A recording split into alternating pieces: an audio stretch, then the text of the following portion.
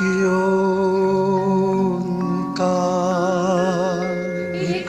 ओंकार सतनाम सतनाम करता पुरख करता पुरख निर्भव निर्भव निर्वैर निर्वैर अकाल मूरत अकाल मूरत अजूनी सैभं अजूनी सैभं गुर प्रसाद जप गुर प्रसाद जप आद सच आदि सच जुगाद सच जुगाद सच है भी सच भी सच नानक होसी भी सच नानक होसी भी सच नानक होसी भी सच नानक होसी भी सच।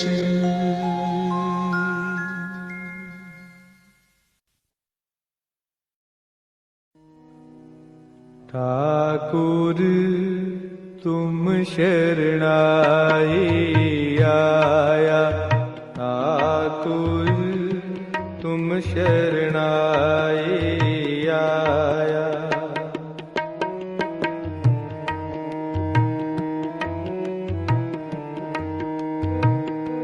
उतर गयो मेरे मन का संसार, जब ते दर्शन पाया।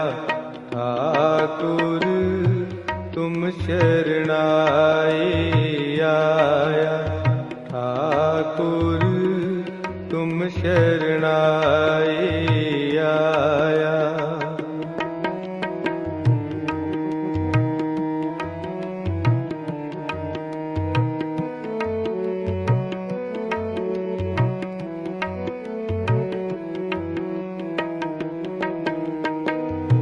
अनबोलत मेरी बिरता जानी,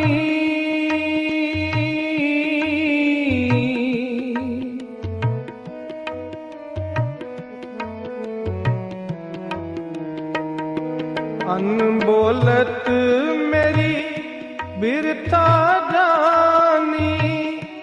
अपना नाम जपाया, अपना नाम जपाया। दुख नाठे सुख सहज समाए, आनंद आनंद गुण गाया। ठाकुर तुम शरणाई आया, ठाकुर तुम शरणाई आया। उतर गयो मेरे मन का संसार, जब ते दर्शन पाया। ठाकुर तुम शरणाई आया, ठाकुर तुम शरणाई आया।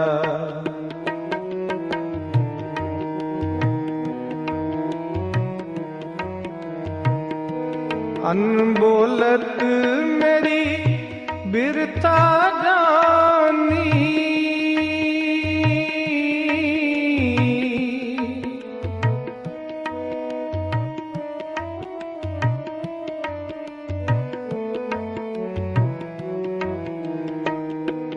अनबोलत मेरी बिरता जानी। अपना नाम जपाया, अपना नाम जपाया। दुख नाठे सुख सहज समाए, आनंद आनंद गुण गाया। ठाकुर तुम शरणाए आया, ठाकुर तुम शरणाए आया।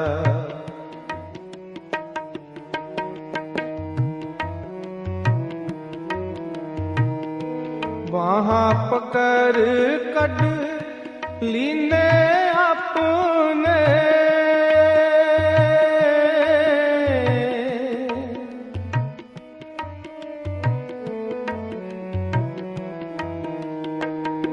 वहाँ पकड़ कट लीने अपने, गृह अंधकूप ते माया, अंधकूप ते माया।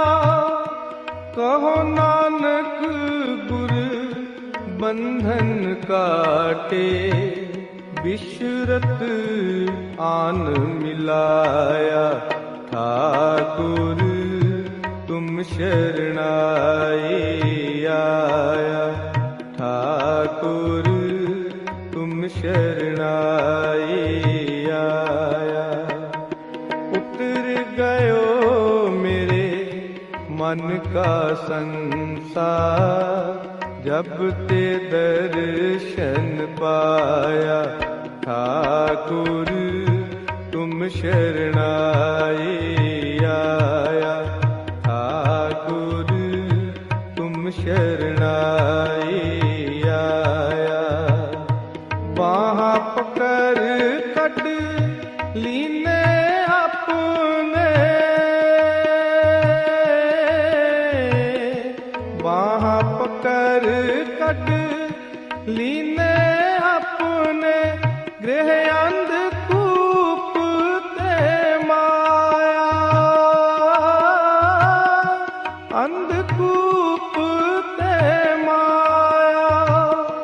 कहो नानक गुर बंधन काटे, बिशरत आन मिलाया, ठाकुर तुम शरणाए आया, ठाकुर तुम शरणाए आया, ठाकुर तुम शरणाए आया, ठाकुर तुम शरणाए आया।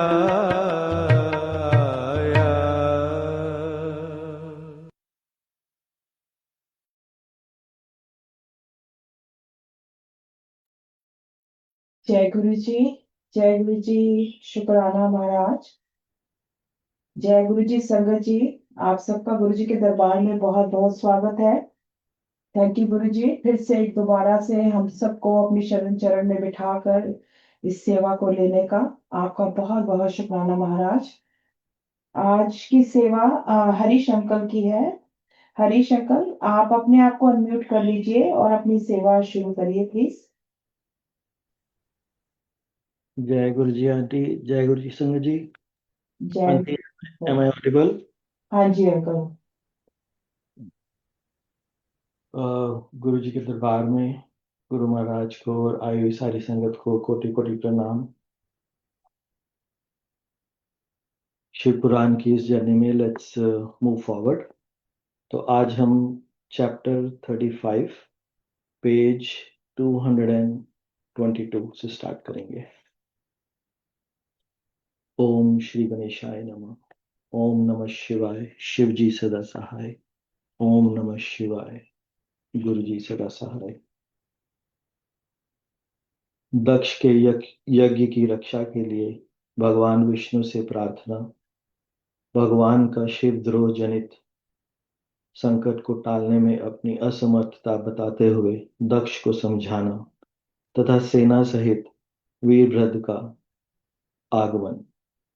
दक्ष बोले, देव देव हरे विष्णु दीन बंधो कृपा निधे, आपको मेरी और मेरे यज्ञ की रक्षा करनी चाहिए।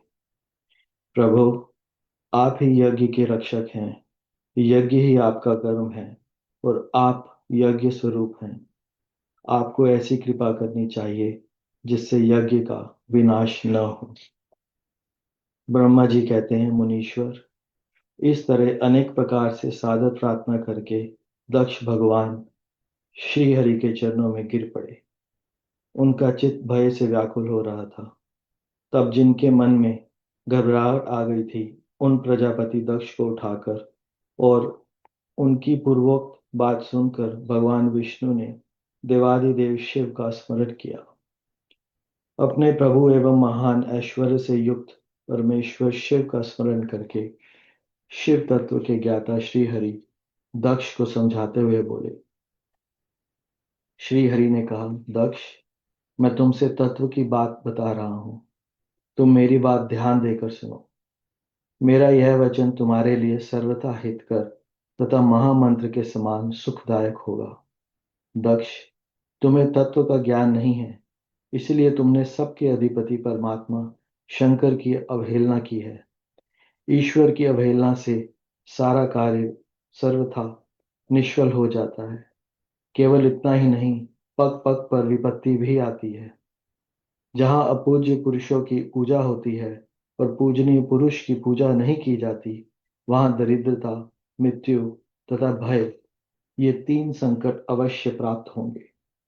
इसलिए संपूर्ण प्रयत्न से तुम्हें भगवान वृषभ ध्वज का सम्मान करना चाहिए। महेश्वर का अपमान करने से ही तुम्हारे ऊपर महान भय उपस्थित हुआ है। हम सब लोग प्रभु होते हुए भी आज तुम्हारी दुर्नीति के कारण जो संकट आया है, उसे टालने में समर्थ नहीं है। यह मैं तुमसे सच्ची बात कहता हूँ। ब्रह्मा जी कहते हैं, नारद, भगवान विष्णु का यह वचन सुनकर दक्ष चिंता में डूब गए। उनके चेहरे का रंग उड़ गया और वे चुपचाप पृथ्वी पर खड़े रह गए। इसी समय भगवान रुद्र के भेजे हुए गणनायक वीरभद्र अपनी सेना के साथ यज्ञ स्थल में जा पहुंचे। वे सब के सब बड़े शूरवीर, निर्भय तथा रुद्र के समान ही पराक्रमी थे। भगवान शंकर की आज्ञा से आए हुए उन गणों की गणना असंभव थी। वे वीर शिरोमणि रुद्र सैनिक जोर जोर से सिंहनाद करने लगे। उनके उस महानाद से तीनों लोग गूंज उठे। आकाश धूल से ढक गया और दिशाएं अंधकार से आवृत हो गई। सातों द्वीपों से युक्त पृथ्वी अत्यंत भय से व्याकुल हो पर्वत, वन और काननों सहित कांपने लगी तथा संपूर्ण समुद्रों में ज्वार आ गया। इस प्रकार समस्त लोकों का विनाश करने में समर्थ उस विशाल सेना को देखकर समस्त देवता आदि चकित हो गए। सेना के उद्योग को देख दक्ष के मुंह से खून निकल आया। वे अपनी स्त्री को साथ ले भगवान विष्णु के चरणों में दंड की भांति गिर पड़े और इस प्रकार बोले। दक्ष ने कहा, विष्णु महाप्रभु, आपके बल से ही मैंने इस महान यज्ञ का आरंभ किया है। सत्कर्म की सिद्धि के लिए आप ही प्रमाण माने गए हैं। विष्णु, आप कर्मों के साक्षी तथा यज्ञों के प्रतिपालक हैं। महाप्रभु, आप वेदोक्त धर्म तथा ब्रह्मा जी के रक्षक हैं। अतः प्रभु, आपको मेरे इस यज्ञ की रक्षा करनी चाहिए, क्योंकि आप सबके प्रभु हैं। ब्रह्मा जी कहते हैं, दक्ष की अत्यंत दीनतापूर्ण बात सुनकर भगवान विष्णु उस समय शिव तत्व से विमुख हुए दक्ष को समझाने के लिए इस प्रकार बोले। श्री विष्णु ने कहा, दक्ष, इसमें संदेह नहीं कि मुझे तुम्हारे यज्ञ की रक्षा करनी चाहिए, क्योंकि धर्म परिपालन विषयक जो मेरी सत्य प्रतिज्ञा है वह सर्वत्र विख्यात है। परंतु दक्ष, मैं जो कुछ कहता हूं उसे तुम सुनो। इस समय अपनी क्रूरतापूर्ण बुद्धि को त्याग दो। देवताओं के क्षेत्र नैमिषारण्य में जो अद्भुत घटना घटित हुई थी, उसका तुम्हें स्मरण नहीं हो रहा है। क्या तुम अपनी कुबुद्धि के कारण उसे भूल गए? यहाँ कौन भगवान रुद्र के कोप से तुम्हारी रक्षा करने में समर्थ है? दक्ष, तुम्हारी रक्षा किसको अभिमत नहीं है, परंतु जो तुम्हारी रक्षा करने का उद्यत होता है वह अपनी दुर्बुद्धि का ही परिचय देता है। दुर्मते, क्या कर्म है और क्या अकर्म, इसे तुम नहीं समझ पा रहे हो। केवल कर्म ही कभी कुछ करने में असमर्थ नहीं हो सकता। जिसके सहयोग से कर्म में कुछ करने की सामर्थ्य आती है, उसी को तुम स्वकर्म समझो। भगवान शिव के बिना दूसरा कोई कर्म में कल्याण करने की शक्ति देने वाला नहीं है। जो शांत हो ईश्वर में मन लगाकर उनकी भक्ति पूर्वक कार्य करता है, उसी को भगवान शिव तत्काल उस कर्म का फल देते हैं। जो मनुष्य केवल ज्ञान का सहारा ले अनीश्वरवादी हो जाते या ईश्वर को नहीं मानते हैं, वे शत कोटि कल्पों तक नरक में ही पड़े रहते हैं। फिर वे कर्म पाश में बंधे हुए जीव प्रत्येक जन्म में नरकों की यातना भोगते हैं, क्योंकि वे केवल सकाम कर्म के ही स्वरूप का आश्रय लेने वाले होते हैं। ये शत्रु मर्दन वीरभद्र जो यक्षशाला के जो यज्ञशाला के आंगन में आ पहुंचे हैं, भगवान रुद्र की क्रोधाग्नि से प्रकट हुए हैं। इस समय समस्त रुद्रगणों के नायक ये ही हैं। ये हम लोगों के विनाश के लिए आए हैं, इसमें संशय नहीं है। कोई भी कार्य क्यों ना हो, वस्तुतः इनके लिए कुछ भी अशक्य है ही नहीं। ये महान सामर्थ्यशाली वीरभद्र सब देवताओं को अवश्य जलाकर ही शांत होंगे, इसमें संशय नहीं जान पड़ता। मैं भ्रम से महादेव जी की शपथ का उल्लंघन करके जो यहाँ ठहरा रहा, उसके कारण तुम्हारे साथ मुझे भी इस कष्ट का सामना करना ही पड़ेगा। भगवान विष्णु इस प्रकार कह ही रहे थे कि वीरभद्र के साथ शिवगणों की सेना का समुद्र उमड़ आया। समस्त देवता आदि ने उसे देखा। अध्याय 35 समाप्त। अध्याय 36 स्टार्ट करते हैं, पेज 225। देवताओं का पलायन। इंद्र आदि के पूछने पर बृहस्पति का रुद्रदेव की अजेयता बताना। वीरभद्र का देवताओं को युद्ध के लिए ललकारना। श्री विष्णु और वीरभद्र की बातचीत तथा विष्णु आदि का अपने लोक में आना एवं दक्ष और यज्ञ का विनाश करके वीरभद्र का कैलाश को लौटना। ब्रह्मा जी कहते हैं, नारद, उस समय देवताओं के साथ शिवगणों का घोर युद्ध आरंभ हो गया। उसमें सारे देवता पराजित हुए और भागने लगे। वे एक दूसरे का साथ छोड़कर स्वर्ग लोक में चले गए। उस समय केवल महाबली इंद्र आदि लोकपाल ही उस दारुण संग्राम में धैर्य धारण करके उत्सुकता पूर्वक खड़े रहे। तदनंतर इंद्र आदि सब देवता मिलकर उस सम्रागन में बृहस्पति जी को विनीत भाव से नमस्कार करके पूछने लगे। लोकपाल बोले, गुरुदेव बृहस्पति, तात, महाप्राज्य, दयानिधे, शीघ्र बताइए, हम जानना चाहते हैं कि हमारी विजय कैसे होगी। उनकी यह बात सुनकर बृहस्पति ने प्रयत्न पूर्वक भगवान शंभु का स्मरण किया और ज्ञान दुर्बल महेंद्र से कहा। बृहस्पति बोले, इंद्र, भगवान विष्णु ने पहले जो कुछ कहा था वह सब इस समय घटित हो गया। मैं उसी को स्पष्ट कर रहा हूँ, सावधान होकर सुनो। समस्त कर्मों का फल देने वाला जो कोई ईश्वर है, वह कर्ता का ही आश्रय लेता है। कर्म करने वाले को ही उस कर्म का फल देता है। जो कर्म करता ही नहीं, उसको फल देने में वह भी समर्थ नहीं है। अतः जो ईश्वर को जानकर उसका आश्रय लेकर सत्कर्म करता है, उसी को उस कर्म का फल मिलता है, ईश्वर द्रोही को नहीं। न मंत्र, न औषधियां, न समस्त अभिचारिक कर्म, न लौकिक पुरुष, न कर्म, न वेद, न पूर्व और उत्तर मीमांसा तथा न नाना वेदों से युक्त अन्यान्य शास्त्र ही ईश्वर को जानने में समर्थ होते हैं, ऐसा प्राचीन विद्वानों का कथन है। अनन्य शरण भक्तों को छोड़कर दूसरे लोग संपूर्ण वेदों का 10,000 बार स्वाध्याय करके भी महेश्वर को भली भांति नहीं जान सकते। यह महाश्रुति का कथन है। अवश्य भगवान शिव के अनुग्रह से ही सर्वथा शांत, निर्विकार एवं उत्तम दृष्टि से सदा शिव के तत्व का साक्षात्कार ज्ञान हो सकता है। सुरेश्वर, क्या कर्तव्य है और क्या अकर्तव्य, इसका विवेचन करना अभिष्ट होने पर मैं जो इसमें सिद्धि का उत्तम अंश है उसी का प्रतिपादन करूंगा। तुम अपने हित के लिए उसे ध्यान देकर सुनो। इंद्र, तुम लोकपालों के साथ आज नादान बनकर दक्ष यज्ञ में आ गए। बताओ तो यहाँ क्या पराक्रम करोगे। भगवान रुद्र जिनके सहायक हैं, ऐसे ही ये परम क्रोधी रुद्रगण इस यज्ञ में विघ्न डालने के लिए आए हैं और अपना काम पूरा करेंगे, इसमें संशय नहीं है। मैं सत्य सत्य कहता हूं कि इस यज्ञ के विघ्न का निवारण करने के लिए वस्तुतः तुम में से किसी के पास भी सर्वथा कोई उपाय नहीं है। बृहस्पति की यह बात सुनकर वे इंद्र सहित समस्त लोकपाल बड़ी चिंता में पड़ गए। तब महावीर रुद्र गणों से घिरे हुए वीरभद्र ने मन ही मन भगवान शंकर का स्मरण करके इंद्र आदि लोकपालों को डांटा, और इसके पश्चात रुद्र गणों के नायक वीरभद्र ने रोष से भरकर तुरंत ही संपूर्ण देवताओं को तीखे बाणों से घायल कर दिया। उन बाणों की चोट खाकर इंद्र आदि समस्त सुरेश्वर भागते हुए 10 दिशाओं में चले गए।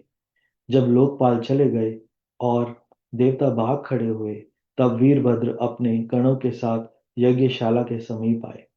उस समय वहां विद्यमान समस्त ऋषि अत्यंत भयभीत हो परमेश्वर श्री हरि से रक्षा की प्रार्थना करने के लिए सहसा नतमस्तक हो शीघ्र बोले, देव देव, रमानाथ, सर्वेश्वर, महाप्रभु, आप दक्ष के यज्ञ की रक्षा कीजिए।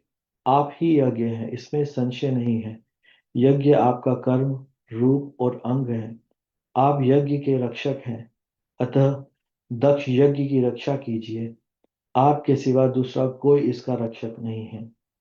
ब्रह्मा जी कहते हैं, नारद, ऋषियों का यह वचन सुनकर मेरे सहित भगवान विष्णु वीरभद्र के साथ युद्ध करने की इच्छा से चले। श्री हरि को युद्ध के लिए उद्यत देख शत्रुमर्दन वीरभद्र, जो वीर प्रमथ गणों से घिरे हुए थे, कड़े शब्दों में भगवान विष्णु को डांटने लगे। ब्रह्मा जी कहते हैं, नारद, वीरभद्र की यह बात सुनकर बुद्धिमान देवेश्वर विष्णु वहां प्रसन्नता पूर्वक हंसते हुए बोले। श्री विष्णु ने कहा, वीरभद्र, आज तुम्हारे सामने मैं जो कुछ कहता हूं उसे सुनो। मैं भगवान शंकर का सेवक हूं, तुम मुझे रुद्रदेव से विमुख न कहो। दक्ष अज्ञानी है, कर्म कांड में ही इसकी निष्ठा है। इसने मूर्तावश पहले मुझसे बारंबार अपने यज्ञ में चलने के लिए प्रार्थना की थी। मैं भक्त के अधीन ठहरा, इसलिए चला आया। भगवान महेश्वर भी भक्त के अधीन रहते हैं। तात, दक्ष मेरा भक्त है, इसलिए मुझे यहाँ आना पड़ा है। रुद्र के क्रोध से उत्पन्न हुआ वीर, तुम रुद्र तेज स्वरूप हो, उत्तम प्रताप के आश्रय हो। मेरी प्रतिज्ञा सुनो। मैं तुम्हें आगे बढ़ने से रोकता हूं और तुम मुझे रोको। परिणाम वही होगा जो होने वाला होगा। मैं पराक्रम करूंगा। ब्रह्मा जी कहते हैं, नारद, भगवान विष्णु के ऐसा कहने पर महाबाहु वीरभद्र हंसकर बोला, आप मेरे प्रभु के प्रिय भक्त हैं, यह जानकर मुझे बड़ी प्रसन्नता हुई है। इतना कहकर गणनायक वीरभद्र हंस पड़ा और विनय से नतमस्तक हो बड़ी प्रसन्नता के साथ श्री विष्णु देव से कहने लगा। वीरभद्र ने कहा, महाप्रभु, मैंने आपके भाव की परीक्षा के लिए कड़ी बातें कही थी। इस समय यथार्थ बात कहता हूं, सावधान होकर सुनो। अरे, जैसे शिव हैं वैसे आप हैं, जैसे आप हैं वैसे शिव हैं, ऐसा वेद कहते हैं, और वेदों का यह कथन शिव की आज्ञा के अनुसार ही है। रमानाथ, भगवान शिव की आज्ञा से हम सब लोग उनके सेवक ही हैं। तथापि मैंने जो बात कही है वह इस वाद विवाद के अवसर के अनुरूप ही है। आप मेरी इस बात को अपने प्रति आदर के भाव से ही कही गई समझिए। ब्रह्मा जी कहते हैं, वीरभद्र का यह वचन सुनकर भगवान श्री हरि हंस पड़े और उसके लिए हित कर वचन बोले। श्री विष्णु ने कहा, महावीर, तुम मेरे साथ निशंक होकर युद्ध करो। तुम्हारे अस्त्रों से शरीर के भर जाने पर ही मैं अपने आश्रम को जाऊंगा। ब्रह्मा जी कहते हैं, ऐसा कहकर भगवान विष्णु चुप हो गए और युद्ध के लिए कमर कसकर डट गए। महाबली वीरभद्र भी अपने गणों के साथ युद्ध के लिए तैयार हो गए। नारद, तदनंतर भगवान विष्णु और वीरभद्र में घोर युद्ध हुआ। अंत में वीरभद्र ने भगवान विष्णु के चक्र को स्तंभित कर दिया और शांग धनुष के 3 टुकड़े कर डाले। तब मेरे द्वारा एवं सरस्वती द्वारा बोधित हुए श्री विष्णु ने उस महान गणनायक वीरभद्र को असंहा तेज से संपन्न जानकर वहां से अंतर्धान होने का विचार किया। दूसरे देवता भी यह जान गए कि सती के प्रति जो अन्याय हुआ है उसी का यह सब भावी परिणाम है। दूसरों के लिए इस संकट का सामना करना अत्यंत कठिन है। यह जानकर वे सब देवता अपने सेवकों के साथ स्वतंत्र सर्वेश्वर शिव का स्मरण करके अपने अपने लोक को चले गए। मैं भी पुत्र के दुख से पीड़ित हो सत्यलोक में चला गया और अत्यंत दुख से आतुर हो सोचने लगा कि अब मुझे क्या करना चाहिए। मेरे तथा श्री विष्णु के चले जाने पर मुनियों सहित समस्त यज्ञ के आधार रहने वाले देवता शिवगणों द्वारा पराजित हो भाग गए। उस उपद्रव को देखकर और उस महामुख का विध्वंस निकट जानकर यह यज्ञ भी अत्यंत भयभीत हो मृग का रूप धारण करके वहां से भागा। मृग के रूप में आकाश की ओर भागते देख वीरभद्र ने उसे पकड़ लिया और उसका मस्तक काट डाला। फिर उन्होंने मुनियों और देवताओं के अंग भंग कर दिए और बहुतों को मार डाला। प्रतापी मणि व्रत ने भृगु को उठाकर पटक दिया और उनकी छाती को पैर से दबाकर तत्काल उनकी दाढ़ी मूछ नोच ली। चंडन ने बड़े वेग से पूषा के दांत उखाड़ लिए, क्योंकि पूर्व काल में जिस समय महादेव जी के दक्ष के द्वारा गालियां दी जा रही थी उस समय वे दांत दिखा दिखा कर हंसे थे। नंदी ने भग को रोष पूर्वक पृथ्वी पर दे मारा और उनकी दोनों आंखें निकाल ली, क्योंकि जब दक्ष शिव जी को शाप दे रहे थे उस समय वे आंखों के संकेत से अपना अनुमोदन सूचित कर रहे थे। वहां रुद्रगण नायक ने स्वधा स्वाहा और दक्षिणा देवियों की बड़ी विडंबना दुर्दशा की। वहां तो मंत्र तंत्र तथा दूसरे लोग थे, उनका भी बहुत तिरस्कार किया। ब्रह्मपुत्र दक्ष भय के मारे अंतर्वेदी के भीतर छिप गए। वीरभद्र उनका पता लगाकर उन्हें बलपूर्वक पकड़ लाए। फिर उनके दोनों गाल पकड़कर उन्होंने उनके मस्तक पर तलवार से आघात किया, परंतु योग के प्रभाव से दक्ष का सिर अभेद्य हो गया था, इसलिए कट नहीं सका। जब वीरभद्र को ज्ञात हुआ कि संपूर्ण अस्त्र शस्त्रों से इनके मस्तक का भेदन नहीं हो सकता, तब उन्होंने दक्ष की छाती पर पैर रखकर दबाया और दोनों हाथों से गर्दन मरोड़कर तोड़ डाली। फिर शिवद्रोही दुष्ट दक्ष के उस सिर को गणनायक वीरभद्र ने अग्निकुंड में डाल दिया। तदनंतर जैसे सूर्य घोर अंधकार राशि का नाश करके उदयाचल पर आरूढ़ होते हैं, उसी प्रकार वीरभद्र दक्ष और उनके यज्ञ का विध्वंस करके कृत कार्य हो तुरंत ही वहां से उत्तम कैलाश पर्वत को चले गए। वीरभद्र को काम पूरा करके आया देख परमेश्वर शिव मन ही मन बहुत संतुष्ट हुए और उन्होंने उन्हें वीर प्रमद गणों का अध्यक्ष बना दिया। अध्याय 36 और 37 समाप्त। जय गुरु जी।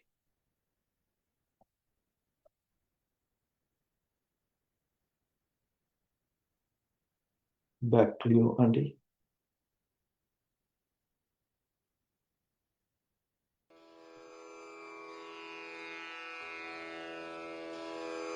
जय गुरु जी की। अब हम मंत्र जाप करेंगे।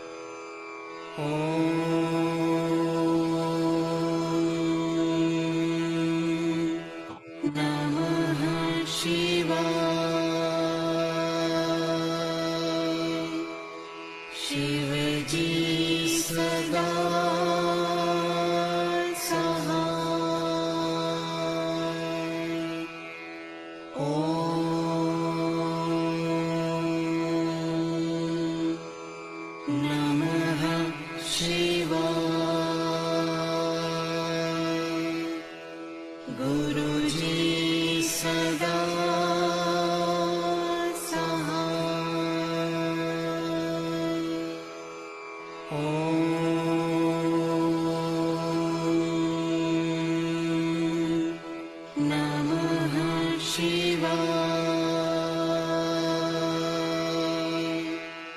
शिव जी सदा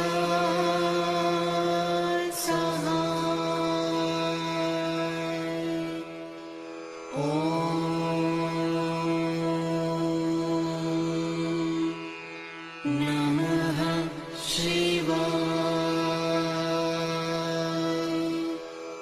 गुरु जी सदा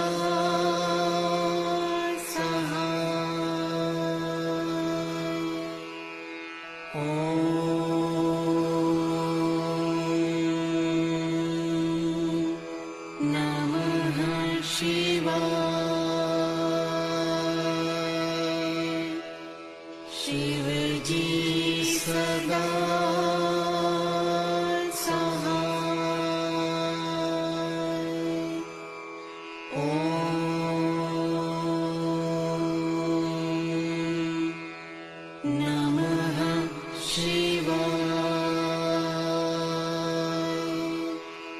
गुरु जी सदा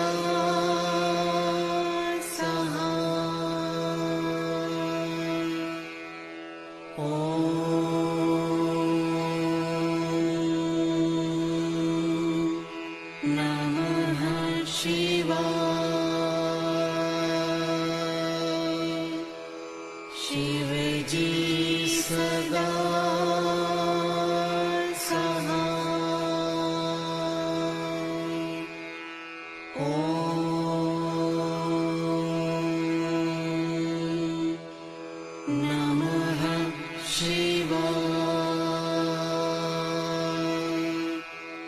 गुरु जी सदा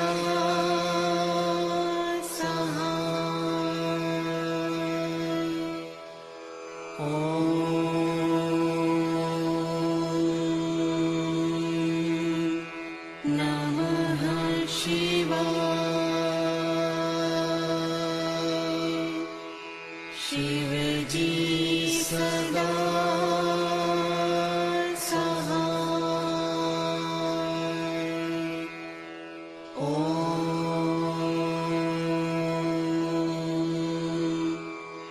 नमः शिवाय गुरु जी सदा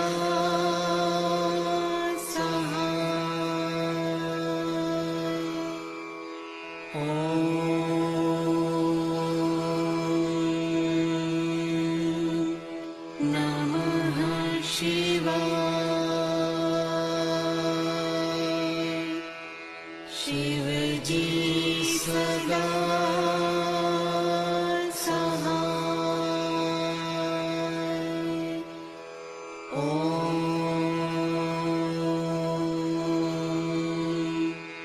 नमः शिवाय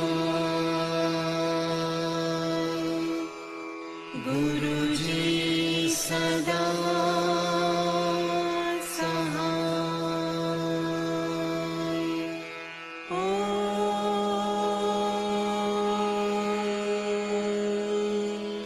नमः शिवाय शिव जी सदा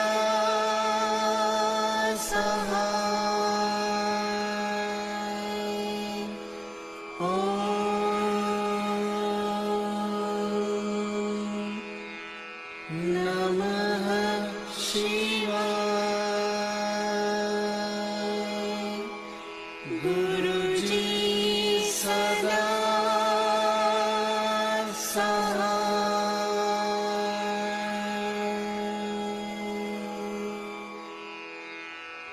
जय गुरु जी की।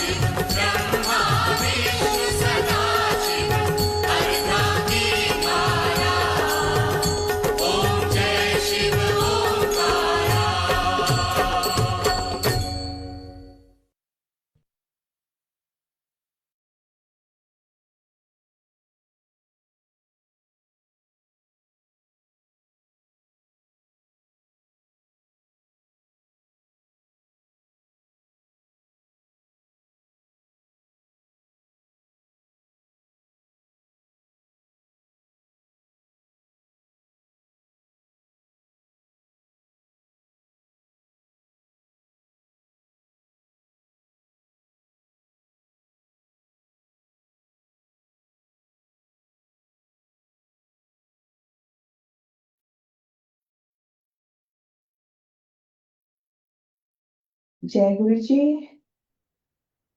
शुक्राना, बहुत बहुत शुक्राना गुरु जी।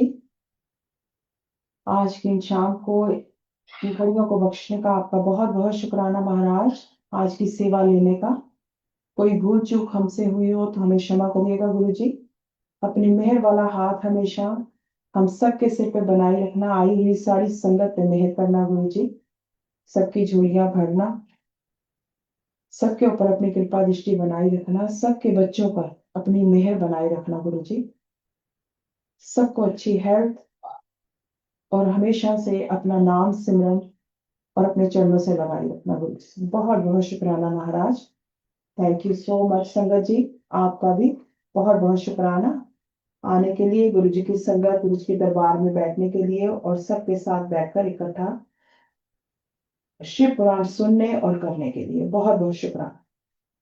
हम सब अपने आप को म्यूट करेंगे और गुरु जी से आज्ञा लेंगे और शुक्राना करेंगे। थैंक यू संगत जी।